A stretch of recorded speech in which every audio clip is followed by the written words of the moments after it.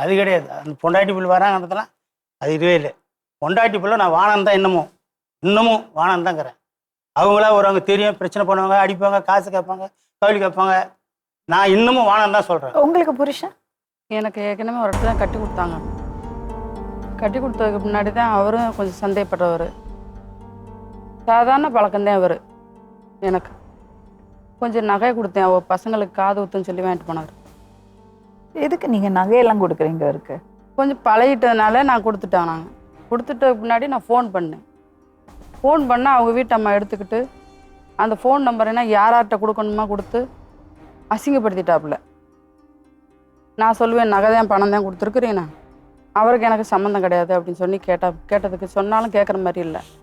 அவங்க அசிங்கமாக பேச ஆரம்பித்தாங்க. அப்புறம் நான் எவ்வளோ நேரம் சொல்லி பார்த்தேன், கேட்குற மாதிரி இல்லை. நான் பேச ஆரம்பிச்சிட்டேன். அவர் போனவர் அதோட வரவே இல்லை. ஃபங்க்ஷனுக்கு போனவர் 6 மாதத்துக்கு மேலே ஆயிடுச்சு, வரல. நான் ஃபோன் பண்ணி அந்த நம்பரை எடுத்து எந்தெந்த கொத்தனார் எங்கே வேலை பார்க்குறாங்களோ அவங்கள்ட்ட பூரா அவங்க கொடுத்துட்டாங்க.